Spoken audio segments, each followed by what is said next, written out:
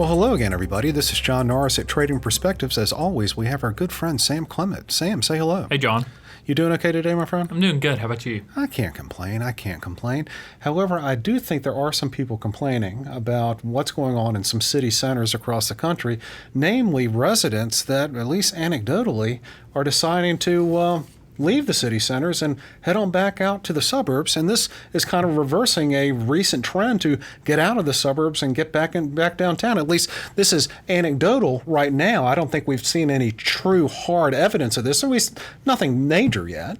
But it's still, there's enough people talking about this to suggest there might be something to it. After all, Sam, where there's smoke, there's fire. Yeah, I think we're starting to see a little bit of data roll in. And, some of it is kind of anecdotal and some of it is maybe stretching what we would normally use for statistical data. But I think you're right that we are kind of seeing, and where there's smoke, there's fire. And there's new studies that are estimating 250,000 New York residents are going to move upstate. And that's just for New York City. And another 2 million are just going to completely leave the state. So, that's just New York City. And that's a pretty large number. And I think that's kind of the beginning of a trend. I know we've talked before about just this new normal in other industries, and I think the consensus is that a lot of these things that we're going to see with this new normal were things that were already going to be happening just at a much quicker pace because of everything that's going on right now. And I think this is similar. I think this is pretty much the same thing. I think people were already starting to see it. I think if you really wanted to look for it, you could find some numbers in the data saying people were already leaving these bigger cities, and I think we're just going to kind of expedite that a little bit. Yeah, and a true blue New Yorker would sit there and tell you 250,000 people, so what? We got 9 million living in New York. That is what, 1/12? Yeah. Or what have you. But that's just to upstate New York. That's just out of, still in the state, but out of the city. And that's not even including the people leaving the state. But the point I was going to make there is, while that's only 250,000 is only 1/12 of the city of New York itself, or thereabouts, about 9 million, I think. That's still more than the city of Birmingham. It's kind of like saying this entire city of Birmingham has decided to shut down, leave, get up and go. People with get up and go, get up and leave. But Sam, I've heard this from other people. I've read the stories about Chicago. I've talked to people about the Bay Area. We have clients have mentioned something about Philadelphia, and closer to home, I've got friends here in town who've decided to, they were loft livers down on the north side of town, and decided, maybe they don't want to do that any longer. And so part of the attractiveness, the allure, if you will, Sam, of living downtown and living in the city center is the access to restaurants, to museums, to theaters, to Broadway, up in New York, and to all those types of kind of cultural amenities. And I guess you're saying that when those dry up, or those are not as accessible as they had been, the attractiveness of living in a city center diminishes greatly, because if you don't have access to all that type of stuff, if you have to be 6 feet away from each other in a park, if you can't get into your coffee klatch, or your favorite restaurant is no longer around, you can't go to the theater, all you're really doing is living in a very crowded, hot, densely populated place. A bunch of people that probably aren't real happy because, again, they don't have access to all these things any longer. Yeah, and I think what we were seeing before the pandemic too is, and we're still seeing it now, I think we have to bring up the question of how much of this is because of the virus and how much of it is just the trend that was already in place. I think some of those things that you mentioned maybe are less valuable to people now, and less worth putting up to pay an exorbitant amount of money for a small place in a city, and what people want has already been changing a little bit, and so I think that combined with stuff shutting down and people not being able to even go out has just really took a toll on some of these cities.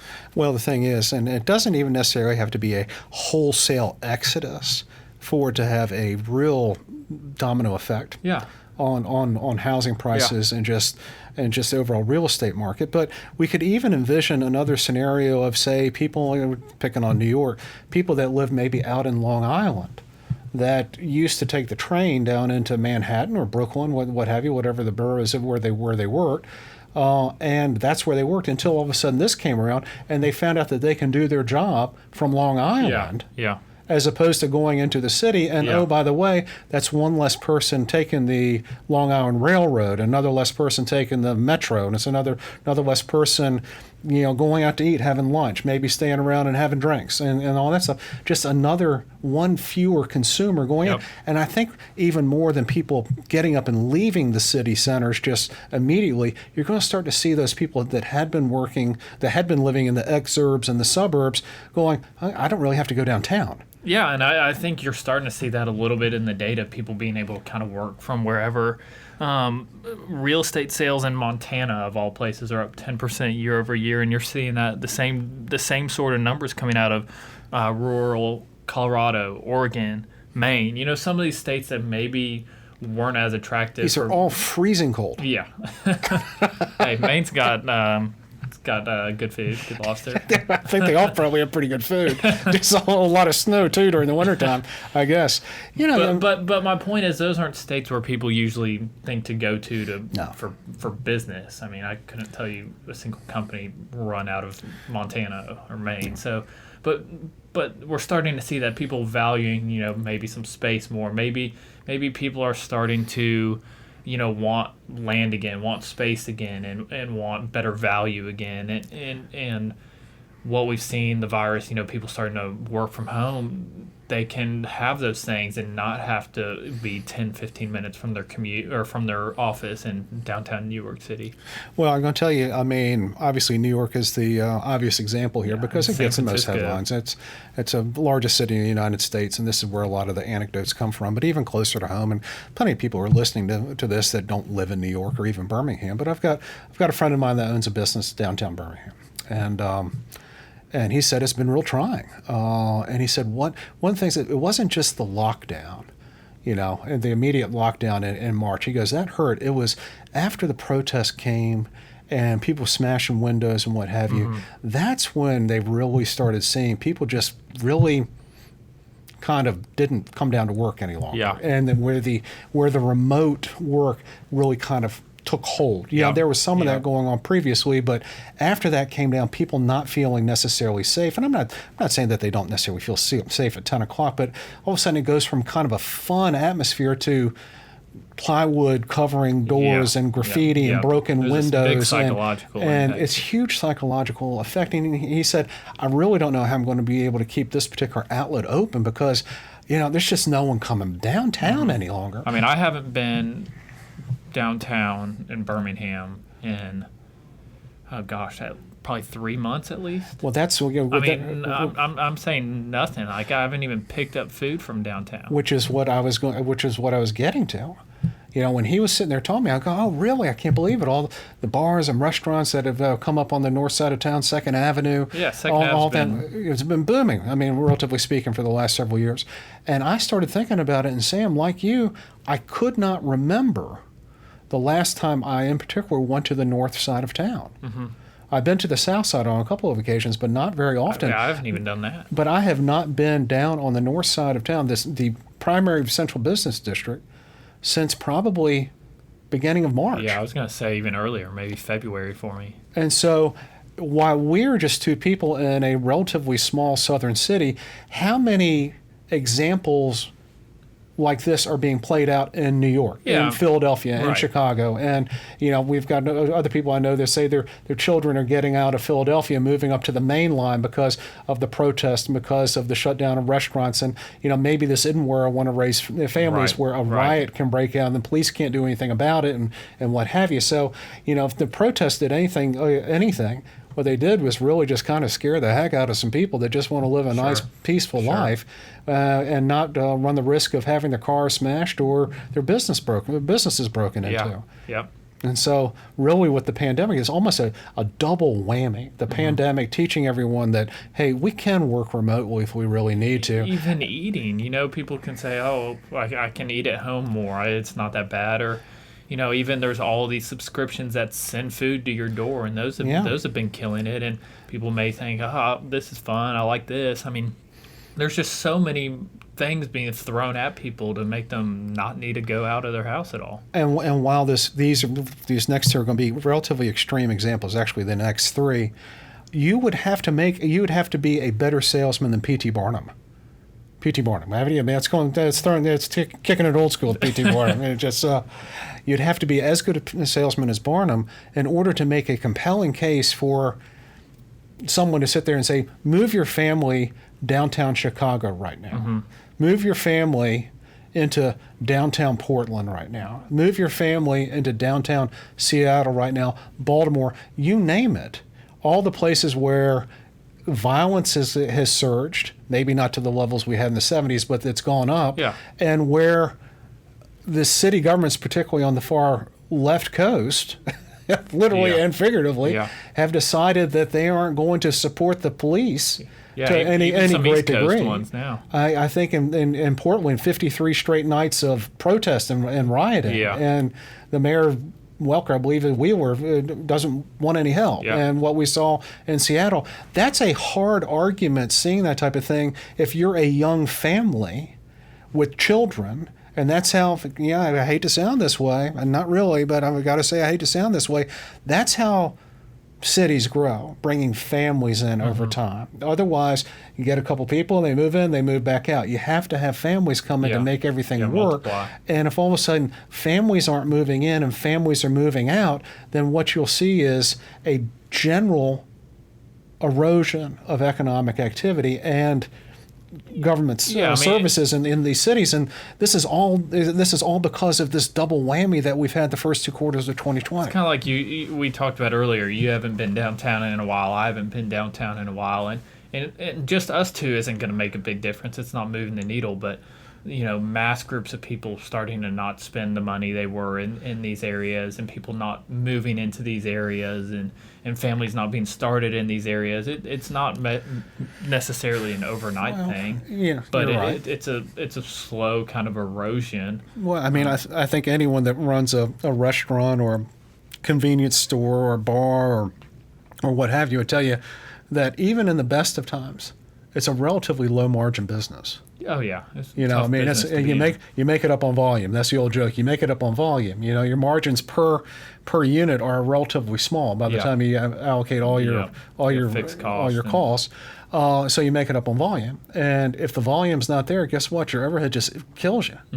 And you never sell below your variable costs, but you can't continue to sell below your total cost, and that's kind of what's happening. So even a 10% decrease in foot traffic or revenue in a lot of these facilities, a lot of these businesses, means that they're going to shutter the doors. Right. They don't have any choice. They're losing money. Yeah, a 10% decline, 10% decline, that might not sound like that much to some people, but that's a 10% more than decline, margins are. that's more than the margins are. So it doesn't even take a 10% decline in foot traffic and revenue for a lot of these businesses to have to shut the doors. It takes a 5 to 7% decline. Yeah. And so you start adding up and start thinking about it, 1.2 million people living in the Birmingham metropolitan area, a 5% decline in people going downtown, that's not that hard to envision. No. So what happens to all these restaurants and bars and tiendas and little shops that have sprouted up, particularly on the north side of town, and multiply that by across the country? Right. And so I think what we're going to see here is a pronounced shift unless something changes relatively soon. A vaccine, treatment, or something like COVID-19, which I think we all would agree is quarters away, but then also a change in how we view the rule of law throughout the country. Right now, I'm not sure a lot of people are really for it, from what I can tell from the headlines. Yeah. So if we don't reassert the rule of law in a lot of our city centers, people can say what they want to say, be as noble as they want to be as woke as they want to be, but at the same time, they don't want to be assaulted. They don't want to have their home broken into, and they can say what they want and do something completely different. And I think that's what we're going to see. Yeah. Unless we can change that public behavior. I agree. So, what do you think the end result is? What Sam? You're 24 years of age, thereabouts. What would you say 12 months from now? 12 months from now, nothing fundamentally changes with public's perception about defund police and all that stuff. Nothing changes with that, and we don't have a mass-produced vaccine. Do you think the trend line, people leaving the cities, will still be intact? Yes. I think it was beforehand. I think it's been expedited a little during this, and I think this new speed of which we're seeing the erosion of some of these cities is going to continue. Yeah, 100%. So in a lot of ways, you're a perfect example of this being a Gen Z. Yeah. You didn't buy downtown No. when you bought your house. Yeah. And now with everything that's going on right now, I don't believe you would think about No. going downtown. No. There you go. There you go. Multiply Sam Clement by 25 million, and you got a real problem with residential real estate in a lot of our city centers. So, guys, you have to ask yourself. I mean, all the headlines we've seen, all the turmoil we've had, all the disquiet, all the advances in technology that allow us to work from the comfort of our home. Are people going to continue to work downtown to the same degree? And if they don't, what did make all of a sudden is downtown as attractive to people living to live down there? Yeah. When the restaurants don't have as many people, they start closing up, the theaters, the stores, all that good stuff. And it's going to be a real touch and go, I think, for a lot of these major cities I think so. over the next 3, 4, 5, 6 quarters, maybe even indefinitely, if we don't get a handle on things in general in the United States, and particularly the protesting and rioting, which is turning violent. We can say that it's not, but it is, and it's impacting people's psychology and their desire to live in particular areas. Let's just hope that some of these people decide to leave these other places and move to Birmingham, the Birmingham metropolitan area. Love to have people come down here with their money as long as they leave their politics in New York. Your thoughts on that? I think we'll wrap it up there. I don't think that'll happen either way. So, guys, thank you all so much for listening. We'd love to hear from you all. So if you have any questions or comments, please let us know. You can always send us an email to trainperspectives@oakworthcapital.com, or you can leave us a review on the podcast outlet of your choice. If you're interested in hearing more, or reading more of what we have to say, you can check out our blog, Common Sense, at oakworthcapital.com underneath the Thought Leadership tab, along with a lot of other good articles by our investment committee and thought leadership teams. Sam, what say you? That's all I got. That's all I've got today, too. Y'all take care.